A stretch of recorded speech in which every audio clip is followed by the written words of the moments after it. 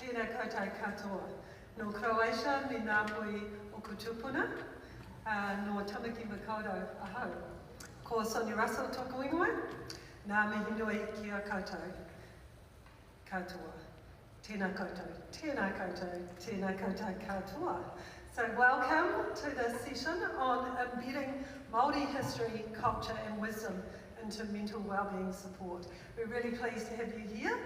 Haere mai, and welcome. And I'm going to just briefly introduce our speakers and then I'm going to hand over to them.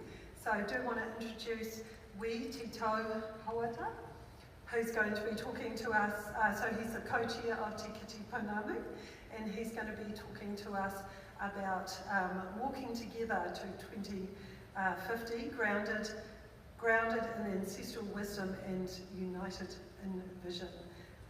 He kore au e ngaro, I will never be lost. I'll hand over to you.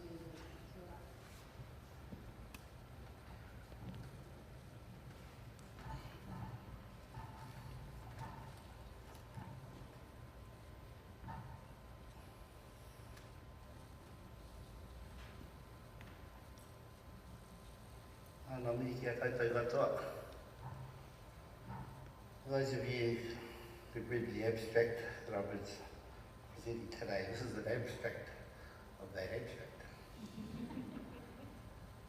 And if you didn't, let me remind you. By the year 2025, mental well-being will be a cornerstone of society. Holistic, compassionate and accessible to all. This future prioritises resilience, early support and integrated services across health, housing, employment and justice. At the heart lies a deep commitment to compassion, respect and cultural alignment, where every person is valued and supported in their journey of recovery. Guided by whakapapa, genealogy, and the wisdom of whakatauki, or proverbs of our ancestors, we draw strength from Māori knowledge, our connection to ancestors, land, and self. Yet to remind us that identity and belonging are central to healing.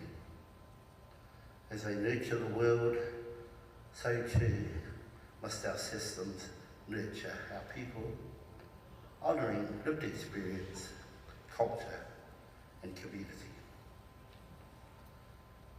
Recovery flourishes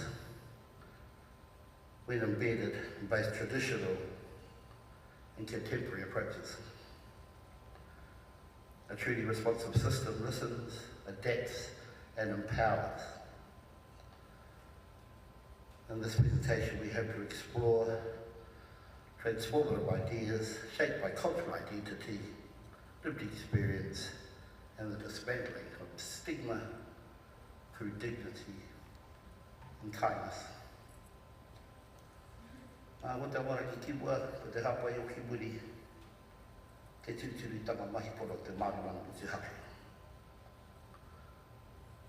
Let the spiritual lead us and support will follow this true Māoritanga in action, or Māori self-determination. The well-being of our people is a true measure of wellness. Together we walk towards 2050, grounded in ancestral wisdom and united in vision.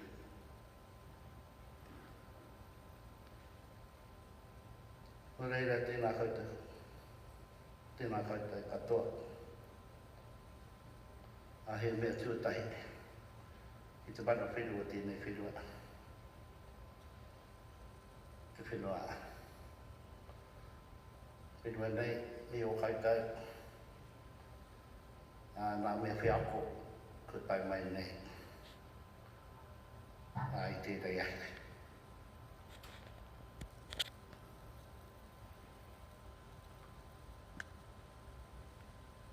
E kore au e ngaro, e kāpano, i rui o mai, I raki a te. I'll never be lost, because I come from a place of the gods.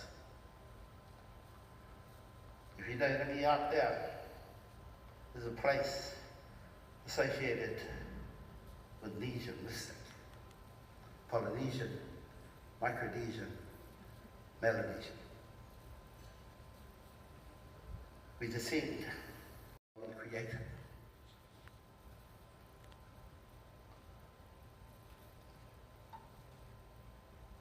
Ko whakapūnaki te maunga, ko wairoa wai au te awa, ko taki tunu te marae, ko taki tunu te waka.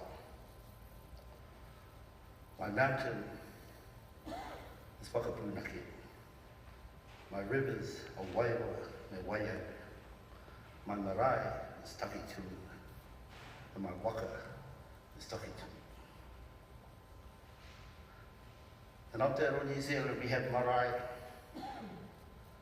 where every tribe, sub-tribe, has a whare nui or whare tūpuna and a whare kai. The whare tūpuna represents an ancestor. The figure on top of the whare nui is the head of the ancestor. The rich bark ball going right through the centre of the house is the backbone of the ancestor. The barge boards on the side are the open arms of welcome. The central pole within the whare represents a connection between Ranginui and Papatū, Father Sky and Mother Earth. In our history, in our beginnings, we have Ranginui and Papatū, Mother Earth and Father Sky, who are in close embrace. And within the close embrace, they have over 70 sons. And there was a spark of light seen in Ture. And the sons who were caught up in between their mother and father wanted to move towards that light.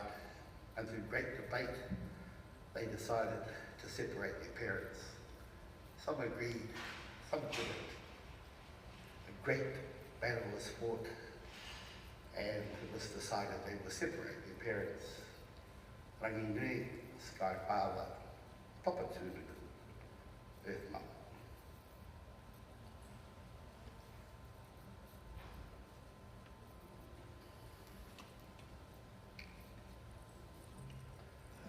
We use whakatauki, or wise proverbs,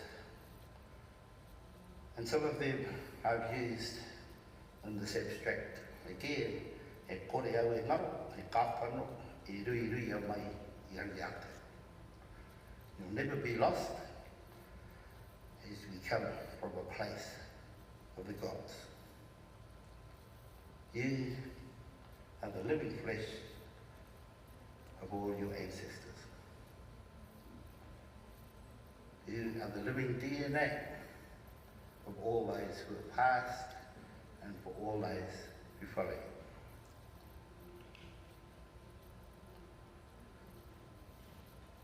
Ko te awarangi kiwa, ka te hapai o ki wiri, te tūtiritanga mahi pono, te Māori mana musi hake. As you heard, that God be your spearhead, achievement will follow this true Māori tanga in action. E hara taku toi te toa takitahi e ngari taku toa he toa takitiri. My strength is not the strength of one warrior. My strength lies in those who surround me. Unity is strength. Apu te ruha ka hao te rakatahi. Cast the old dead aside so the new net can go fishing.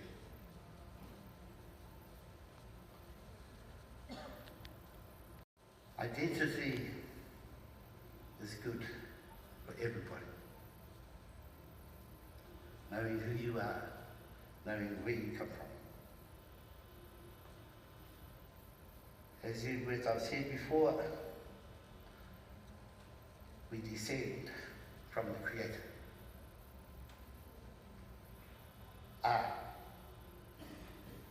Te manatane, te matuatane, o te matua wahi. Male, female. Yo.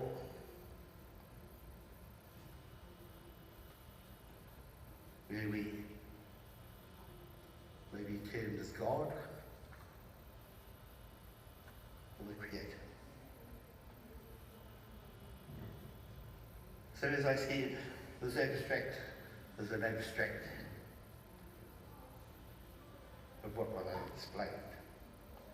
Many of our whānau, they seek wellness, are not too sure who they are themselves. Through colonisation, they've lost their identity.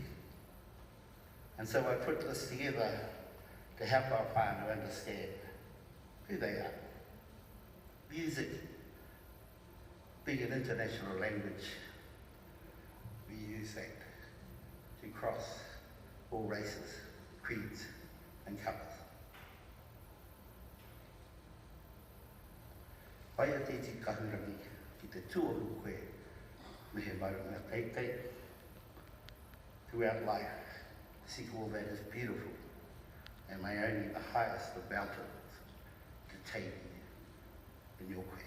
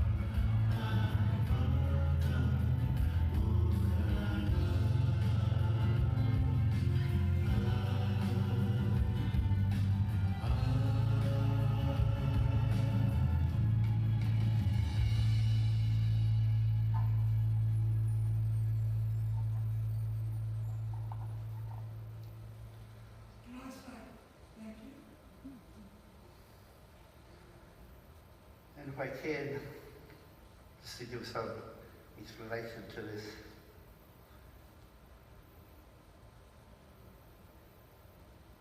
The man holding the taiaha is my father. He was the padre who brought back the 281 Battalion from the Second World War. His father was an Anglican minister, and his father was an Anglican minister. He first sent by his tribe to learn from the missionaries who's this God.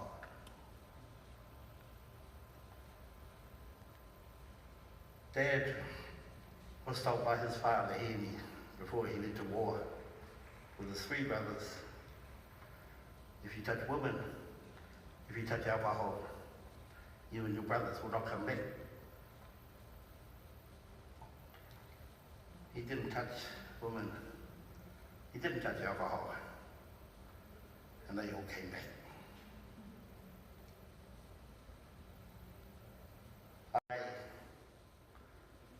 As we know, as Māori, we have a great sense of humour. And I like to tell her, three brothers going to war, sent to war. And they were a bit, one commanding officer, the D Company coming up. And the commanding officer at that time was Peter Awatiri. And he said to my Uncle Dick, are you one of those hooders? He says, yes, I'm one of those hooders. And he said, are you ready to die? He said, yes, I'm ready to die. And he said, good, you're in the Māori Battalion. Then his other brother walks up and he says, oh, you're one of those hooders. And he says, yes, I'm one of those hooders, I'm Pelosi. And he says, you ready to die? And Bob Pelosi says, I was ready, yes, to die. He goes, good, you're a major. And he came out a major after the war. And then he sees his priest walking around, God is good, God is great, God is love. And he says to him, are you one of those hooders? And he says, yes, I'm one of those hooders. And he says, good, you're up the front line with us.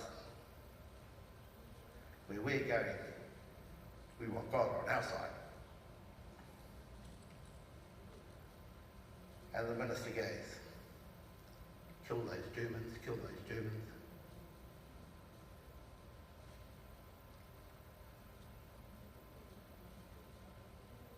And it was the faith that he carried for the 281 Battalion.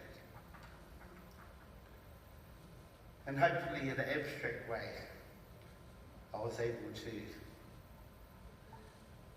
tell the story of what our people have gone through and where they hope to be.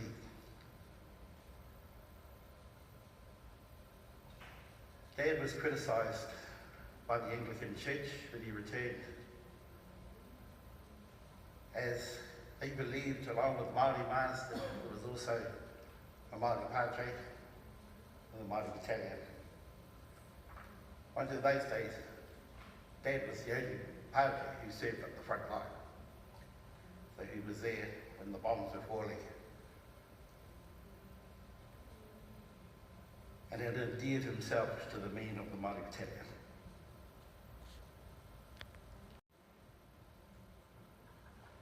And it was penned by Peter Awatiri, ko te amorangi kiwa o te hāpai o kiwiri. Te tūturitanga mahi pono, te Māori mana mosi hake. As he believed that you had God and you had eel. And the church didn't like that. However, that's the belief that we have as Māori. Ori te tui. A, I, o. Yep.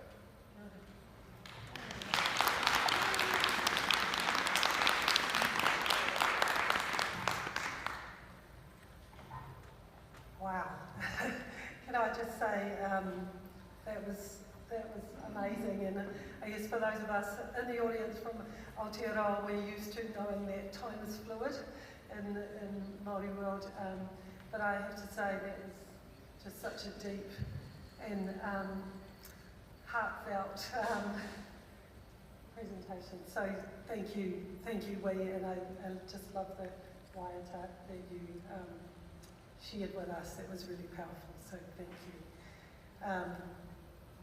Our next speaker is Phyllis Tangatu, someone who I've known for a number of years, so it's my pleasure to introduce Phyllis.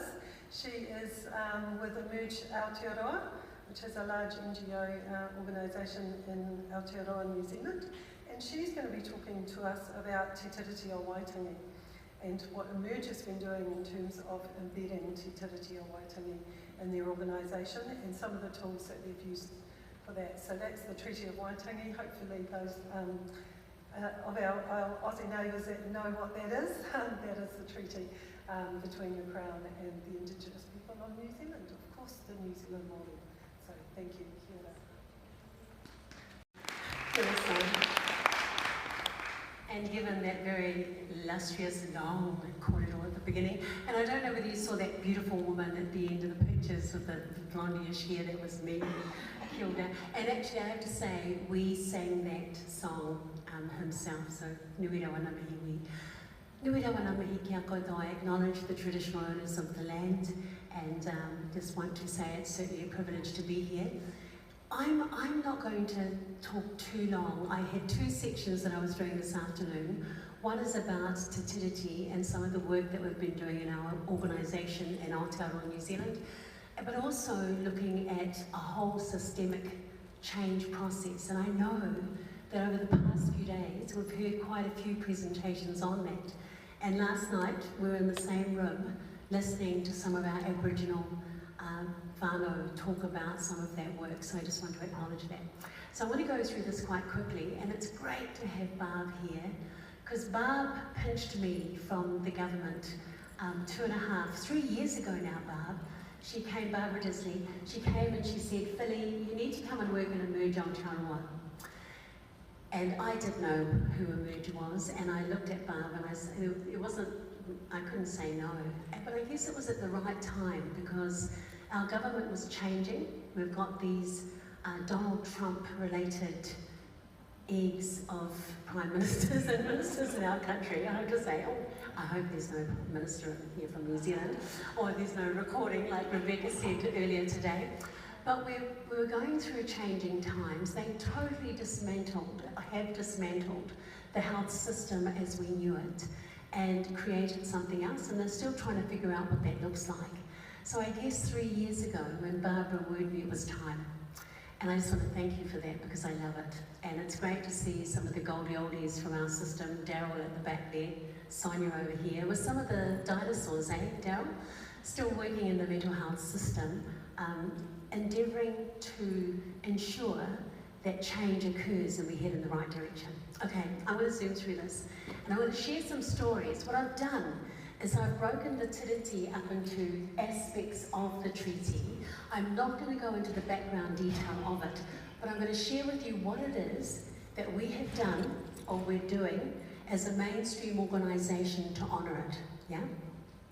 So the first one is Te Whakaputanga, the Declaration of Independence, that was signed in 1835, largely by tribes in the northern part of our country, in the North Island. However, what Te Whakaputanga did, it ascertained and certainly embedded iwi rights to rangatiratanga. And they said then, this is 5 years before the treaty was signed, that we assert our authority. We're never going to lose our mana or our integrity, our right as people of this land. Education is incredibly important in terms of when we consider what law we look at when we're considering, particularly the Tiriti in today's time.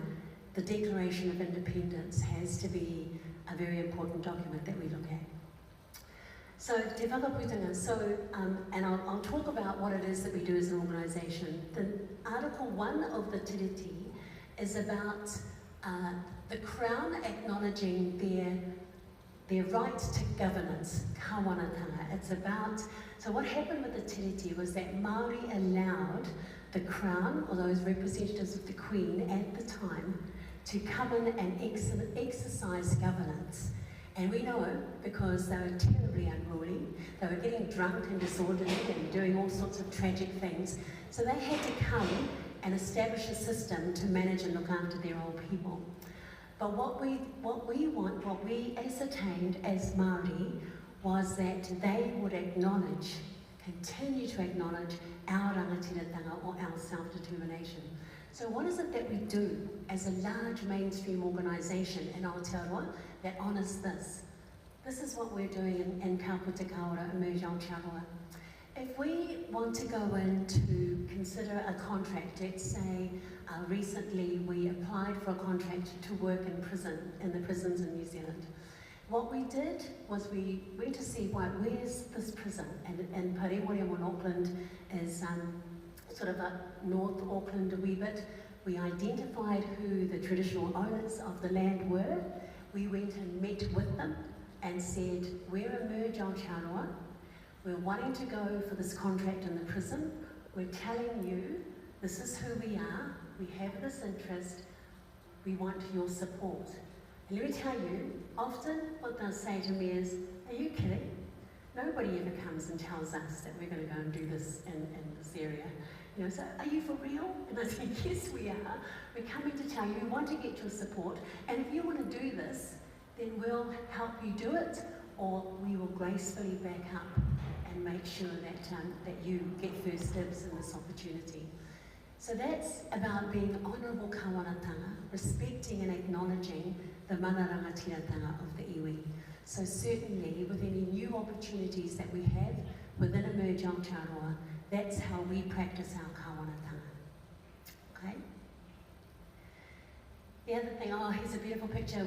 We were gifted a name by Ngāti Haua, and that's the men at the bottom, and there's our beautiful Barbara in the middle when she was still the CEO. But they gave us a Māori name, Ka Puta Kaora, which is such a huge privilege to be accorded that. And this was the celebration that we had to receive that. Suffice to say, Barb, we've kept that relationship with them, and we meet with them regularly to ensure that we're honouring the gifting of that name and doing well by it. The second article of the treaty is Tino Rangatiratanga. I described that it's about, as we work within our organisation, we at every level, as best we can, we need to ensure that Māori or iwi sit at the table. We don't do that yet, but we're certainly going to be working toward that in an honourable and respectful way. It's not just about having you there or honouring and acknowledging you and not seeing you. This is about being present, having an opportunity to participate at a very real level and truly work together to co-design whatever it is that we need to do. We've got a way to go to be able to get to that point because, you know, as an organisation, we so know how to do things right. But forming relationships with iwi, Māori and others, and people with lived experience, Rainbow, is going to be a bit of a challenge for us, but we do know that we have to do that. So there's the Tino Rangatiratanga flag. The other is Oretetanga, and I'm just going to talk briefly about this because this is about equity, not equality. And I love this next diagram, you know, how the reality is that often some of us are on several crates. We can't even see how tall it is. And equality is about all having the same level crate, and no matter where we start from, it's all the same. But equity is about acknowledging that we do have to do some things differently for some people who may well be more disadvantaged. And of course, we're heading toward justice, where there's no fence, there's no boxes needed. We're all getting the treatment that we should justly deserve. So that's what Article 3 in our treaty is about. The last one is Wairuatanga, and this is acknowledgement of our spirituality from a purely Māori world perspective. And we shared the Atua Kōrero, or everything that we do within a Māori world descends from those gods, and he said that there were 70, yeah? From a spiritual perspective, many of those gods have aspects of spirituality that we understand and work on, and some of them are related to healing therapies. Like we have rongoa Māori that are made from the plants of our forests, and also miri or massage.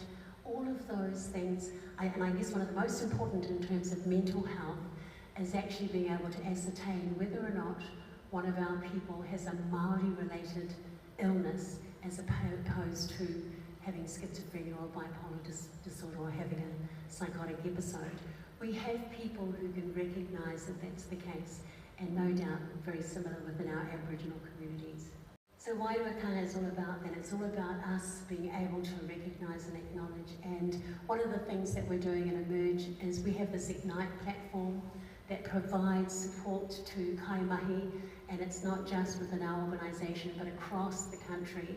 And it's sort of like an equal employment, equal assistance program, but this one has a suite of many different people from different backgrounds. We also have Māori practitioners in that now. So maybe you want to look at a pretty awesome model, Ignite, on Emerge Aotearoa is fairly stunning. So I'm just going to shoot quickly into the second kōrero that I was giving about a whole systems approach, and acknowledging the tiriti and a whole systems approach. I just want to share a couple of strands with you that I think are incredibly important. Workforce training and development are hugely important. Training and development in terms of developing a training program that's going to build the capability and capacity of the workforce around understanding the true history of our country, Te Tiriti o Waitangi, and also cultural competency related things, but why it is that we need to have that background and understanding. And from a workforce perspective, it's about making sure that when we go to employ people, we look at employing Māori.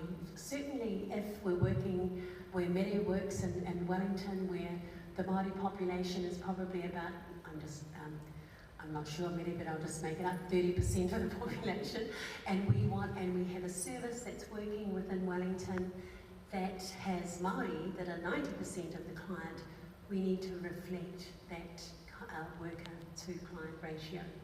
So certainly across the workforce, training and development, people programs, we need to consider how we do things that respect and acknowledge and apply Te Tiriti o Waitangi in action. Whānau-centred, of course, everything we do is about our client, our whaiora and whānau. And you know, when I walk around the organisation, I am in awe of the incredible people that we have who are committed to working to serve the people that we're here for, likewise with myself. So they're the centre of our being in terms of what it is that we do. A Māori worldview is also woven through all of the aspects of our work. We use Te Whare Tapa Whā, the 4 aspects of a whare which was described by our Professor Dr. Mason Jury, that talks about spirituality, land and the significance of land to ourselves, whānau and family, and also wairua. And without any one of those, it makes it more difficult to be able to survive. Cultural revitalisation, using that within a whole systems approach, is about weaving that Māori development and that revitalisation of culture through the things that we do. I remember when I first arrived at Emerge, I visited a service that was high complex men facility. These men that had been within the mental health system for many years. There were 7 men in this whare, in this home. They were all Māori. The manager of the service was a Filipino woman, and all of her staff were international. There were no Māori staff working in this organisation at all. But she was amazing. She stood at the door and she called out to me, "Hara mai whaia, come in, welcome." They accorded us a formal welcome from a Māori perspective, her and her international staff, and had the whaiora, or the clients and the family members there welcoming us. That showed me Te Tiriti in action. Here was this Filipino woman guiding her staff around being honourable in terms of Te Tiriti. And I often talk about her and the work that she does in that service, wherever I go. Collective wellbeing, of course, it's about Not just looking at the mental health part of a person's being, but considering all of the aspects associated with that. We've heard a lot of that throughout the last few days at this conference, and also about the importance of the environment. And we can't build a service and or development without thinking about the environment, not just the resources within the environment, but also how we protect and acknowledge the connection of land and the people that we are with. So, and education and knowledge, as I said earlier. So, it's incredibly important that we acknowledge the past, are grounded in the present, and sort of know where we're going to head moving forward. So it was really great to be following after with his story of our atua. And finally, alone I am one drop together. Together we are on an ocean. And I just want to end, in our country we have this national cultural festival, and I brought my nieces and nephews to share a waiata at the end of my presentation. Now, this waiata was used in the old days by the old people to help count, yeah? And you'll see them in the video actually physically sort of appearing to be counting. They adapted this for the national competition to talk about how important it was to understand what was happening within the government. They were actually criticising the government for the changes that they were making, and whether or not they knew how to count properly and figure things out as they were moving forward. So they'd adapted an old way of learning how to teach their children to count to what was happening currently politically in our country, and questioning whether or not our prime ministers and ministers knew how to count and literally navigate that system that they were influencing. So I'm going to end on that note with Ngāti Whakaue, the winners of last year's National Kapahaka. Kia ora. There you go. So all my nephews and nieces, like Stan Walker was yesterday. Yeah.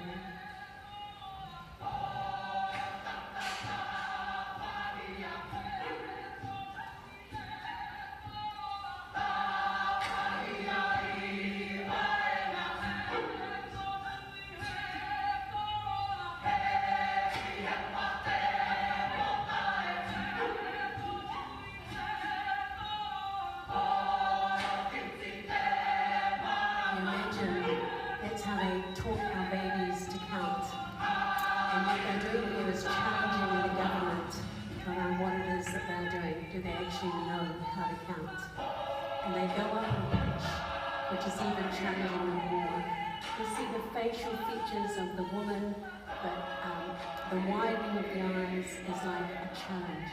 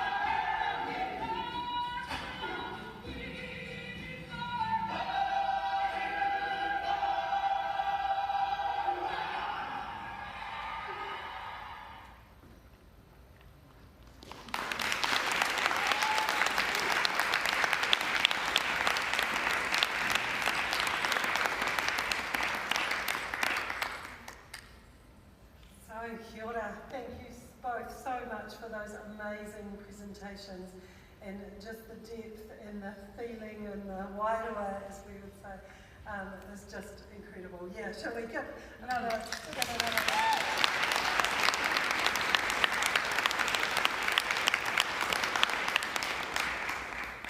So thank you to all of you for coming. We've got question time now, and we've got our people, just want to acknowledge our people online as well. There is the app, so add any questions that you have into the app. But I have a question for you, Phyllis, to kick us off. I just wondered, when you talk about embedding Te Tiriti in terms of Emerge, I guess what advice would you give to an organisation that was wanting to start on that journey? I certainly think, when I think of Barbara's journey, she had this commitment and she was the leader. She also had a board that was hugely committed, but it's not just about the leaders in that organisation, it's about everybody absolutely believing that this is the right way to go. And also the tangata whaiora and the families going on that journey with you. And I think that's what our Barbara did. You know, for the first few years of Emerge Aotearoa's existence, she embedded a vision and values that were all about the people. And the tiriti was woven into that. So I think if you don't have those things, and I was talking to somebody in a presentation the other day, if the people leave, how do we make sure that that survives? And I think it's, somebody said to me in a session yesterday, it's about taking the whole community on that journey, and I think that's something we still need to do as Emerge Aotearoa, but it's not just from the top, it's being led by our tangata whaiora and whānau, and continuing that drive together.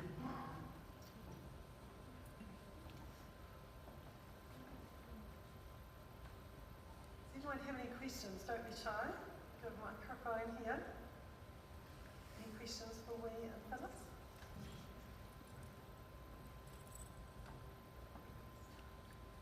Everyone's very quiet, and it is the end of the day.